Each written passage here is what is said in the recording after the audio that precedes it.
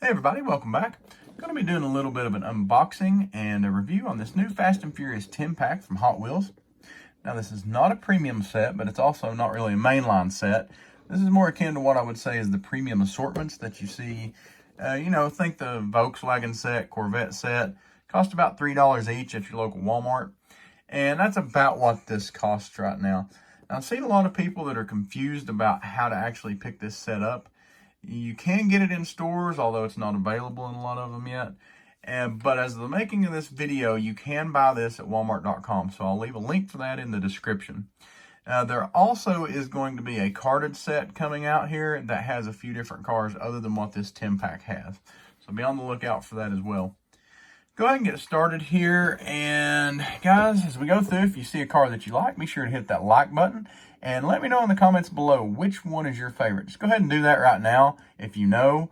If not, let's go through them. And as we go through, when you figure it out, just go ahead and let me know then.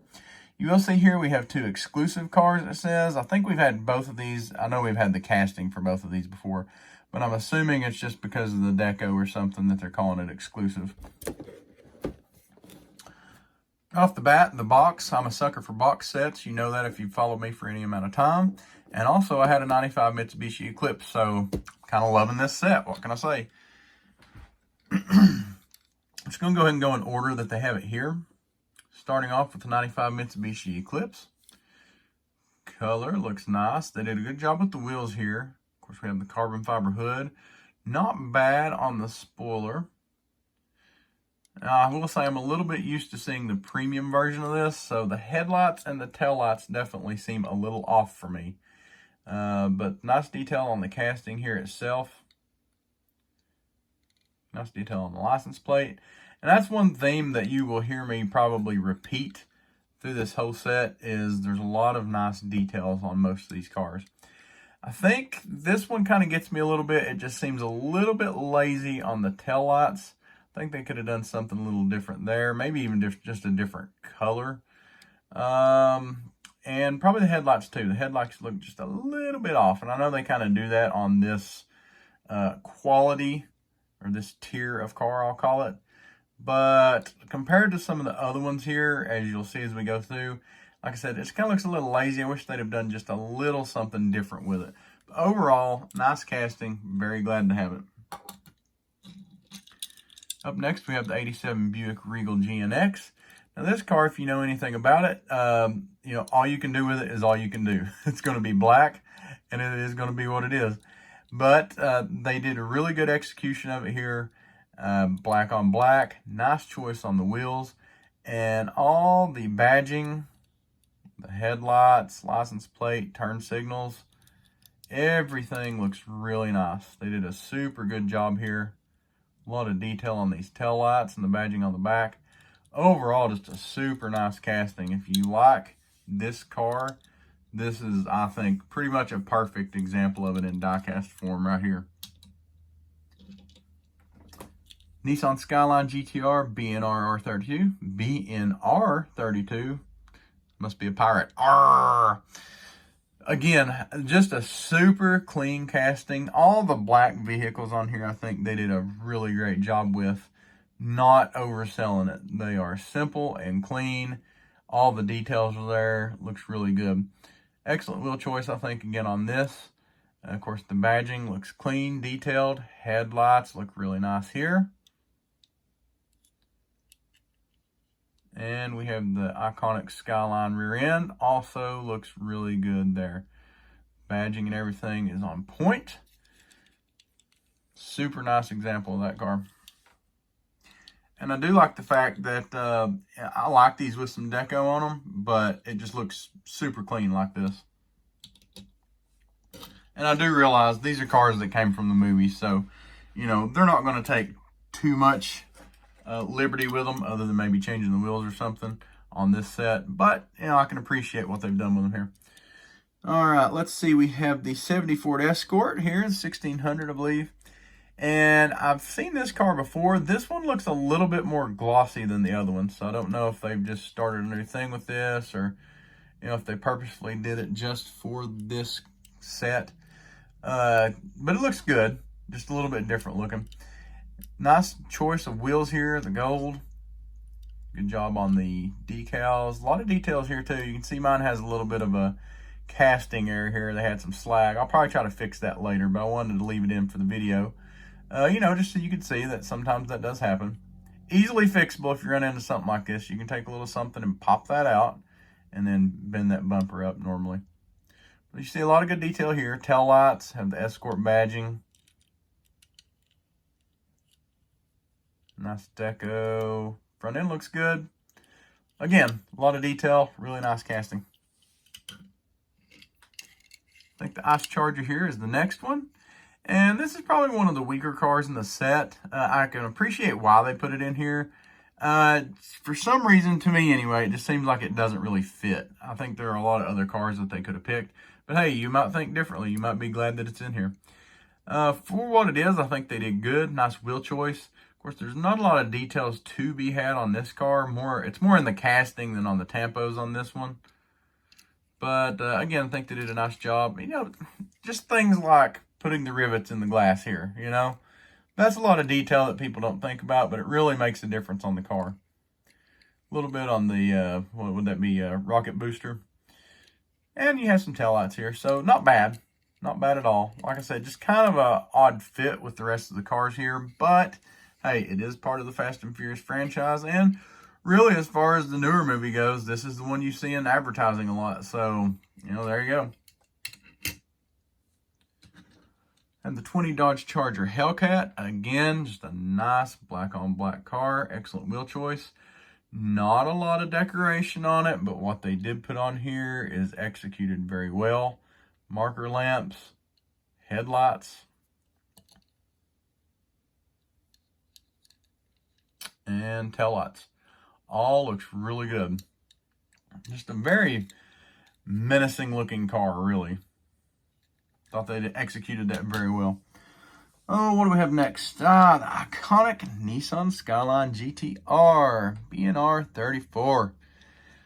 Of course, one of the most popular cars from the movies.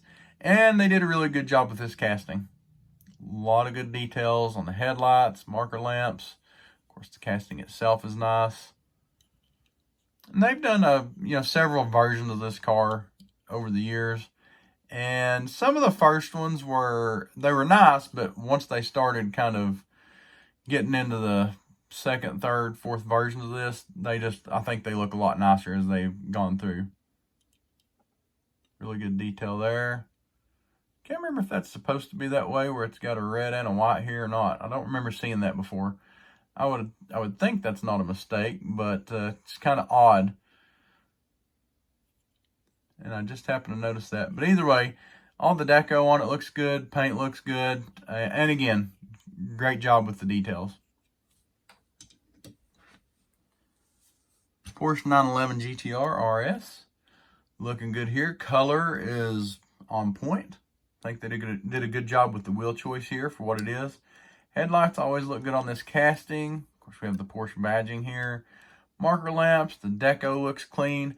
I'll say a lot of times when I see this casting, the deco on the side is kind of like faded or chipped. Just has a lot of problems with that, and this one's no exception. This one does look better than a lot of the ones that I've seen, especially on this side.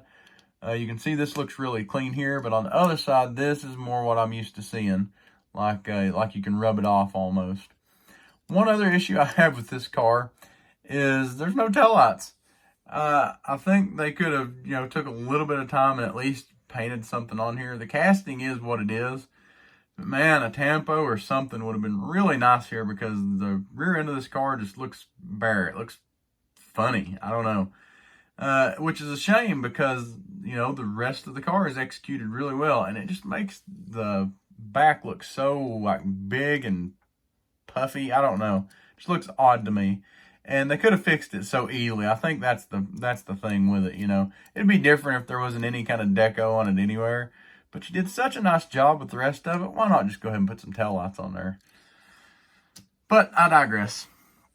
And it's unfortunate, because it's really the only Euro car in here too. And they kind of, slacked with it a little bit. Have the 68 Dodge Charger here. looks really good. I like this, I don't know what this is. It's not really a matte black. It's not like super glossy.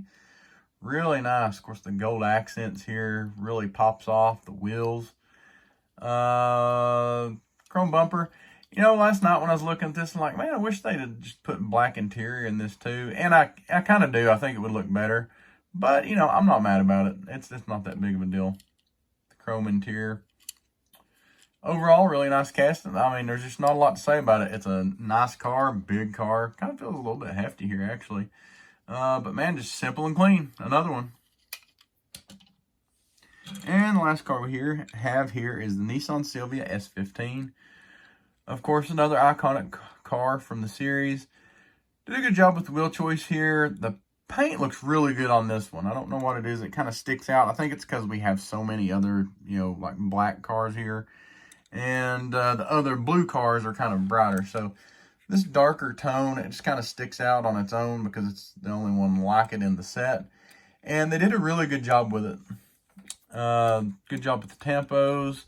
Details on the headlights look great once again, as well as the taillights. I think the taillights on this are probably the weak point. And that's not that it did a bad job with it. I think these taillights can just kind of look a little bit bubbly anyway. And so when you paint them like this, it just kind of takes a little something from it. And I'm not using that as a bash. I think it looks great. So please don't take that the wrong way. It's just like it kind of easily, if you get this orange here, it almost like drags out and makes it look like it extends beyond the car itself. And it does wrap around a little bit, so there's that. But overall, a really nice casting. And, you know, even with that, you know, still one of my favorites of the set. So, guys, if you're still with me so far, if you haven't, go ahead and let me know which one in the comments below is your favorite. I think I am probably going to have to go with this R32 here. Just a really clean look, really superb execution of this car. My second favorite is kind of a tie between the GNX and this Silvia. Both really good. Of course, two completely different things. I think this is very well executed, but this one looks really good with the paint and all that. And I'm a big fan of both of these cars, so it's kind of hard to pick. Now, if you've left me your favorite, go ahead and leave me what is your most disappointing. I'm going to say it's probably one of these two, and to be honest with you, I think I'm going to go with the Eclipse just because I think they could have easily made it a lot better. You know, they tried, but it's like they just didn't quite get it. Now, it's probably most disappointing to me because I was really looking forward to this one.